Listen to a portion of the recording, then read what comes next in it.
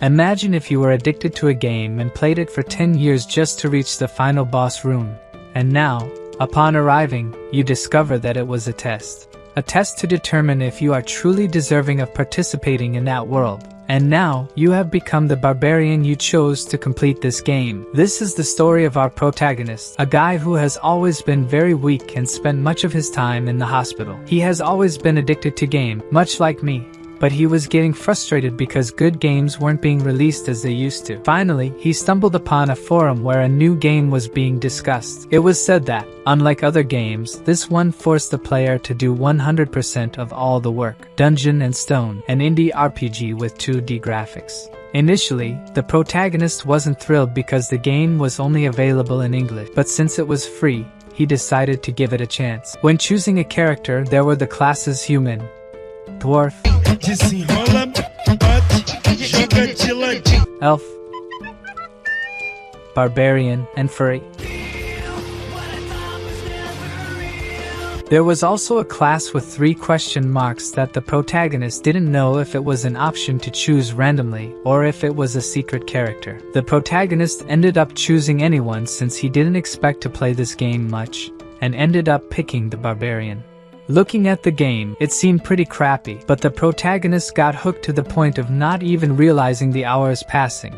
A complete addict. In this game, there are both unique classes and classes that are total garbage. You also have to ally with an NPC, and when you die, you have to start all over again. In the beginning, it was kind of cool, but then he just kept dying and dying, getting frustrated. But he didn't give up. He started playing in the hospital, then became a civil servant, even graduated from college, got a job, and throughout all this time, he always played Dungeon and Stone. Yet, he kept dying. 9 years passed. And now, finally, he reached the final boss room. He made it to the Abyss Gate, of course. The protagonist was overjoyed with this achievement and celebrated a lot, even asking if anyone else had reached where he had, considering he sacrificed 9 long years of his life for it. Now comes the burning question: enter the boss room, yes or no? And when he selects yes, because obviously he's going to enter, right? The guy spent 9 years grinding, giving his life to the game. Is he really going to say no now? The game warns him that he might not come back, asking if he's sure he wants to enter. Of course, this just adds more intrigue, making it seem like the game is a bit threatening, you know? After selecting yes, the game starts loading, and the protagonist starts thinking about how the boss will be. Finally, the game notifies him that he has reached the abyss, that the tutorial is complete. The protagonist is dumbfounded that the game treats this as a tutorial and starts getting frustrated again because now the game is written in Korean. The protagonist really seems like the class he chose at the beginning, pissed off at everything. He truly looks like a barbarian. After the game does the user check, lights start emanating from his monitor, lights that covered him and made him feel a lot of pain, and he was completely engulfed by the monitor. His consciousness was fading away. Congratulations, young warriors! Today, all of you will leave this sacred place and become true warriors. It was at that moment he realized everything had changed. Torches instead of light bulbs. Wherever he looked, there were handsome, muscular barbarians. Moreover, there was an old man shouting for them to grab weapons that suited them best. Instantly, the protagonist starts questioning if this is the introduction of a game. His body seems fine, but rough hands, hard muscles, and tattoos. This movement, the gamer protagonist had truly become a barbarian, until suddenly, the old man starts speaking again, saying that those who are called should step forward. He begins by calling the third son of Van and Carrick. The young man approaches the old man and ends up choosing a weapon, a double-headed axe. With this, it is announced that he is now a warrior. The next to be called is the second daughter of Fenelin, Einar, and so, little by little, they chose their armaments. May the grace of Rafdonia be with you, young warriors! And only then did the protagonist understand that he is truly inside Dungeon and Stone, a barbarian, the class he had chosen, the class he was playing just a moment ago. That's what he has become. While he wonders how this happened, someone says it can't be true. Tarzan, completely scared, says they are in Dungeon and Stone. He just wants to know how they ended up there. This led the protagonist to understand that this guy is different from the other barbarians. It seems he wasn't the only one to enter this game. Who opened their mouth? Was it you? The protagonist, completely shocked, shouted that it wasn't him, even getting angry with the guy who actually yelled. And when the dude looks forward, so it was you. Tarzan quickly started asking if they are in dungeon and stone. Don't say anything more. The old man stepped right in front of him. The son of Kajua Orm has been possessed by the spirit of evil. Erase from your memories what this spirit said. Let's continue with the ceremony. With just that, the protagonist already understood a lot. Information number 1. People like him who entered the game are spirits of evil. Information 2. You'll die if someone finds out. And the third information is that his head could have been rolling on the ground right now. Fourth son of Senek, step forward. All this situation made the protagonist soil his pants, as one by one the others were called. But the question here is, the protagonist doesn't know his own name. As more and more people were called, the protagonist came up with a plan. He must move 2 seconds after someone's name is called, and no one moves until son of Jandel, Bjorn. 1, 2. 2 seconds had passed after the name was announced, until finally the protagonist decided to step forward. And we also discovered that his name is Bjorn, son of Jandel. And we have to agree, right folks? This game is on hard mode. The protagonist steps forward, faces the guy, both glaring at each other angrily. The old man instructs him to choose any weapon he wants. Man, this old guy here is really starting to look like the future villain. There are various weapons for him to choose from, and the chosen weapon, even the old man looks a bit suspicious when he sees it because it's literally a shield. This is the best option according to the protagonist. Meanwhile, outside, the computer was updating itself, increasing the overall level of the object by +24. The information was sent to the administrator. These are your current statistics. And so, according to the protagonist, when he first picked Barbarian, he chose the Great Sword because it was insane. However, there was a big problem. He kept dying like a piece of crap. Even the monsters were confused, and he just kept dying and dying. So, he tried two-handed axes, maces, hammers, anything he could, but in the end, it was always the same. He entered Berserker mode regardless of the weapon and died again. Then, one day, he was walking through the city when he spotted a shield. The shield is something else. Barbarians are a class with great vitality and strength, excellent for being a tank. In the beginning, it was challenging since he spent time learning skills because of the shield, but later on, the stronger monsters fell before him, and he was literally unharmed. In other words, this was a completely overpowered class. That explains why he chose the shield before. Now that the ceremony is over, the gates have opened, and the barbarians must go straight into the labyrinth. The city where the labyrinth is located is called Lapdonia, and with the leader's order, they headed inside, everyone running desperately together. However, whether they know where they're going is another question, right? Until suddenly, the guy who was leading everyone turns around out of nowhere and says he got lost. Everyone gets pissed, which leads the poor guy to resign from the temporary leader position. So Einar, the second daughter of Fnellen, takes over leadership. If you just look at her face, she seems like a normal waifu, but if you look at her whole body, she looks like a wardrobe. The protagonist just observes the situation until she announces that she got lost too. She looks downcast, and the protagonist starts thinking that it can't stay like this, but he also can't stand out too much. Then he pulls her aside. Where do you think he's going armed at this time of night? It's only then that she understands what the protagonist meant, and she rushes to tell everyone that she now knows the way to the labyrinth. Sometime later, they indeed found the entrance to the labyrinth, but the protagonist began to wonder if it's the right decision to enter now. He was seriously thinking about leaving the barbarian group. He had been sick his whole life in the other world and never picked fights, so can he really go in and kill monsters in there? Well, at the very least, he has to pay the game taxes since Dungeon and Stone has that system. In fact, after the age of 20, those who don't pay the taxes are literally killed. One way to earn money is by entering the labyrinths and fighting monsters. Another way is to have a humble job, working in bars, markets, etc. However, there's a small problem. He is a barbarian, and barbarians have a reputation for being wild and destructive. This is due to a game setting, but in return, they receive weapons right from the start of the game. The problem here is that the labyrinth opens only once a month, and now, literally, there are only 10 minutes left before it closes. He's kind of trapped until this time. Then, it's she who pulls him, telling him that they have to enter now as the portal is getting smaller. He just tells her to go ahead and he'll catch up. But before going, she thanks him. He says it's not necessary, but she says she wants to know how she can become as wise as him since she has never seen an intelligent barbarian like him and wants to be like him. Well, she pretty much has to be born again into another race, right? But as he doesn't want to be mean to her, he tells her to think and act normally. She happily thanks him, saying that if he comes back alive from the labyrinth, she will reward him. And hey, folks, could it be what I and you are thinking? Is there going to be some barbarity between them. However, what stuck in the protagonist's mind was coming back alive. Barbarians in this game are not afraid of death. They don't care about it. So, the protagonist asks if she's also afraid of dying. She thinks for a moment and asks if that isn't obvious. Of course, she's afraid, but they are natural warriors. If you don't know how to fight, bad luck. This kind of made him understand that he will have to go into the labyrinth. So that's it. They'll see each other inside the labyrinth or not. But being a barbarian, he learns to overcome fear. And now he's heading inside, right folks? You entered the first floor, Crystal Cove. Oh, and I'll let you know, the protagonist is not a crybaby, okay? He's a man of few words. Now inside the dungeon, he literally can't see anything. And when we talk about dungeon and stone, the protagonist is a veteran. That means he knows there should be crystals on the walls that illuminate at least some part of the past. So he realized he ended up being sent straight to the dungeon of darkness. And this was something that had never happened to him in his 9 years of playing the game. So the guy starts to walk and feeling the walls. Slowly he moves, leaning on them. And just when he thinks he's going too slow,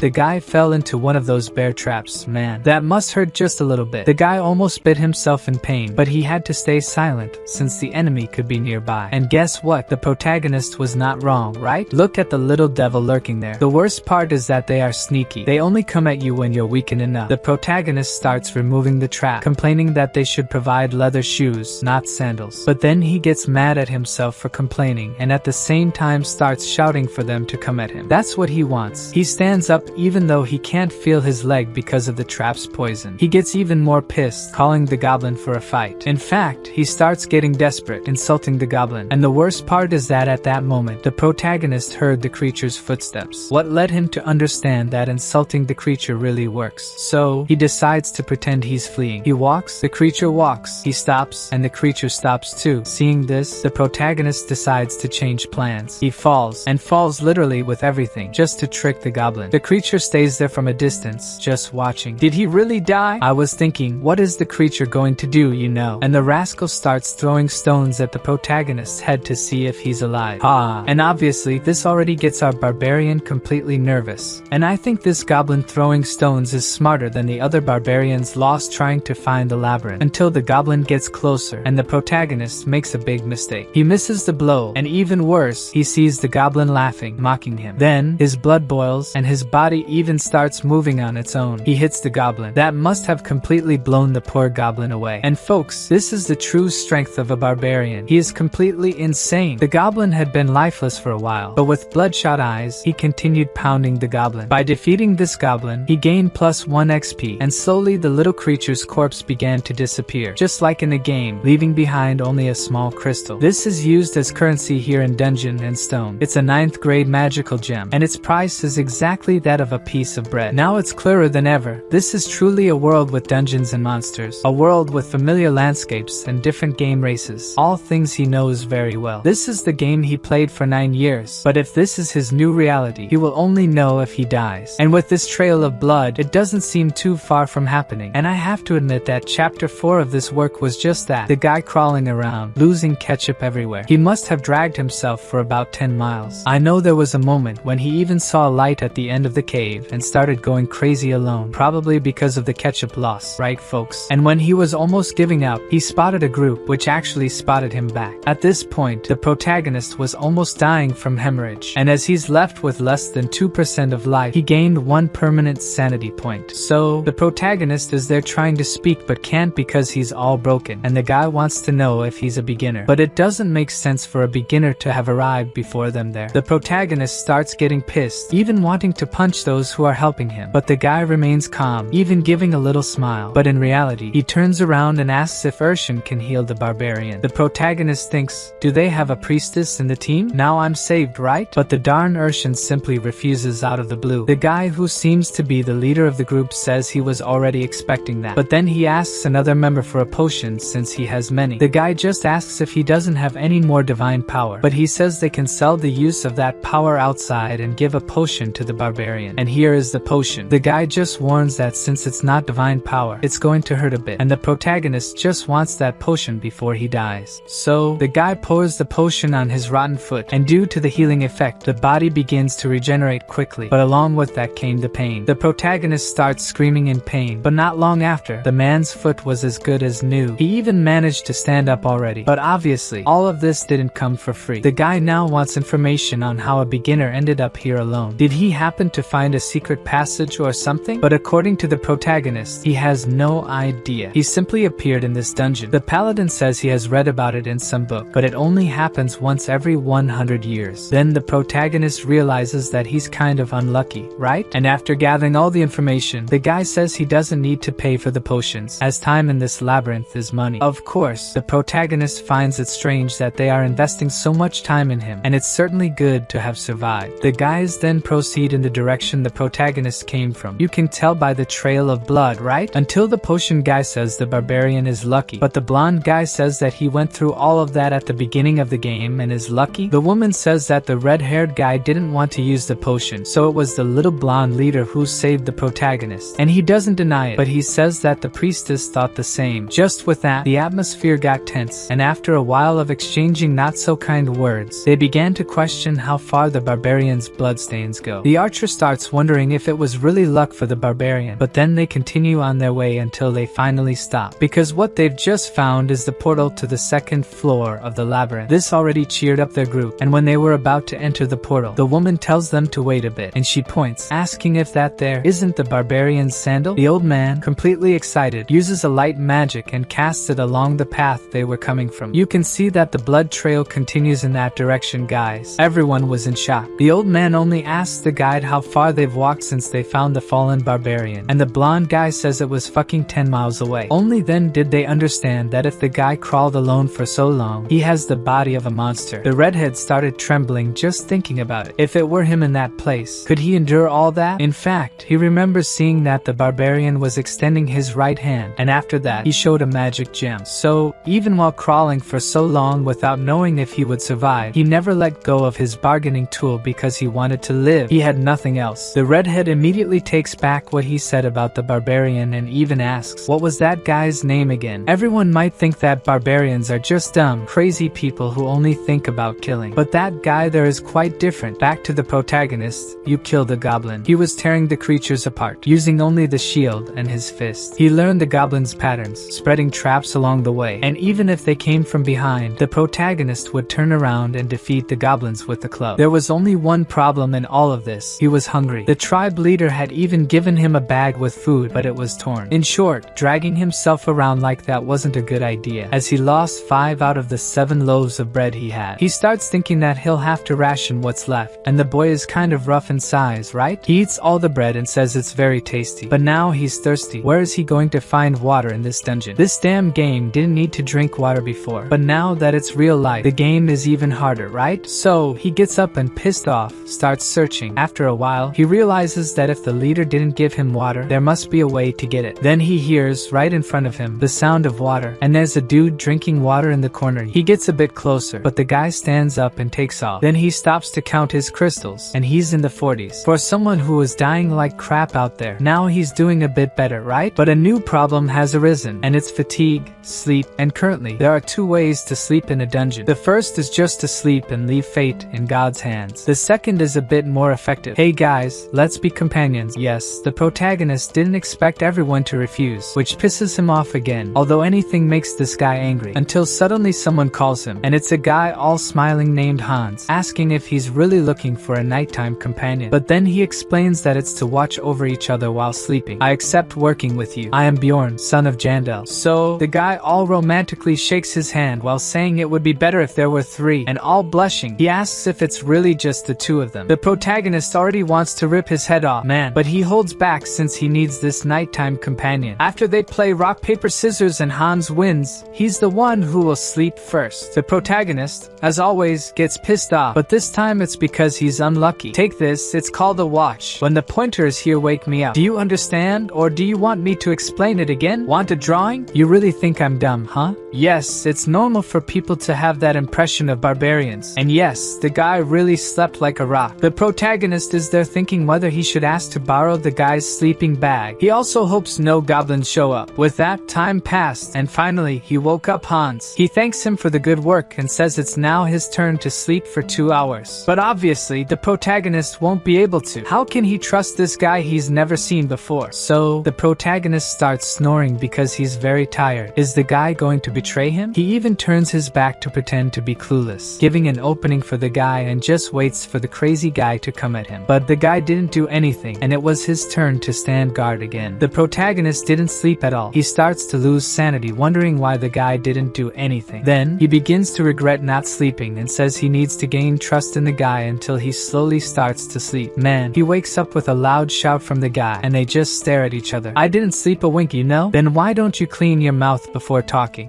Sorry man. The protagonist lets him know he can sleep more if he wants, and he'll continue to watch. But the guy, all happy, says there's no need. He can sleep, and he'll take care of it. The protagonist thanks him. Hans keeps that sly smile the whole time. The protagonist realizes it. The guy has a good image. He offers help, didn't blame him when he slept, and even refused to switch shifts when he made a mistake. In Dungeons and Stones, the game he knows, kind guys like this literally don't exist. He opens his eyes with the guy asking if he's awake, and with a giant hammer in hand, he asks if the protagonist doesn't want to sleep a little more. Man, if the protagonist hadn't dodged, he would have been smashed on the spot. He even jumped away, and the guy couldn't believe he dodged that. I think he triggered the rage of a guy who's already not quite right in the head. Someone might die in this mess. The protagonist goes at him with total hatred, and the guy asks him to wait. Then, he hits the guy with a shield, cracking his head. He kept asking to stop, that he could explain, but in the protagonist's mind, unlike the goblins, this guy didn't go down with just one hit, so just hit him again. The guy goes flying meters away, and starts crawling just like the protagonist did at the beginning of the story. But I tell you, this time the protagonist is kind of insane. The guy keeps apologizing, and the protagonist just wants to know why he did it. The guy said he was going to knock him out to steal the magic stones. Then he starts talking about taking the shield too, and the equipment because it would fetch a good amount of money. Is that all? Yes, now let me go. I don't think that's going to happen, man. This is the last chance the protagonist is giving him to tell the truth, and the guy, scared out of his mind, says he wanted the heart. The barbarian is confused and doesn't quite understand, but the guy says that a barbarian's heart is worth a lot of money. It seems like they're being used as raw material for magical items. So, resuming, the protagonist was like a goblin to this guy. If he could hunt him, it would be worth it. But Bjorn wants to know why he only acted now and not when he was sleeping, and the reason is that he also needed to sleep. Now that I've said everything, are you going to let me go? The protagonist knows that more people like this guy will appear, so will he always let them go? The guy starts saying he's not like the others, but the protagonist just raises the shield, and this is the first one to die at his hands. It's only been 1 day since he entered this new world, and he has already killed someone. Achievement unlocked for committing your first murder plus 1 permanent mindset. And with that, the character equipped shoulder pads, and the item level increased by plus 13. Then, he equipped a backpack, expanding the inventory space, and equipped the hammer, increasing the item level by plus 30. He also put on boots. In summary, he equipped everything that belonged to our buddy Hans. I told you that guy was a true buddy. He gave our barbarian a bunch of cool items. Let's thank him, right? Thank you, Hans. You're a real friend. Thanks to him, the protagonist stepped out of primitive life. Now, he has water, medicine, and even a watch to tell the time. And here is the current status of our barbarian. Now he simply goes around destroying the goblins. This big hammer here was very useful. Around day 2, the goblins started appearing in groups. Nothing he couldn't handle. But there was a single problem here, and it wasn't the goblins. He killed them all very easily. The problem again was sleep. He would even lean against the wall to relax a bit. But at that moment, goblins always showed up thinking he was asleep. This already made him furious, saying he didn't rest for even 10 minutes. And then he crushed them all. After cleaning up, he says he's going to take a nap, but out of nowhere, a system message appears, saying he was attacked by a goblin while sleeping. There was literally a chubby one stabbing his chest. Man, he gets startled and slaps the chubby one away. The other goblin, seeing his friend zooming past him at about 80 kilometers per hour and noticing that the protagonist was kind of mad about the stabbing, ran away. Only a fool would stay. Now, dealing with the stab wound is the problem. The protagonist thought he would wake up before being stabbed, but now he has to take care of the wound, and the barbarian says the potion hurts more than the stab. That doesn't even make sense. 14 hours after killing Hans, he thinks about finding another nighttime companion like Hans used to say, now that he knows the value of his heart. And unlike the other day, everyone wants him on their team. Maybe because he's cleaner now now? I don't know, but everyone who passed by invited him. However, today he's the one refusing, saying he would only join his own race, the barbarians. He no longer considers himself human. After a while of walking through the dungeon, he spots an elf sitting in a corner. She looks at him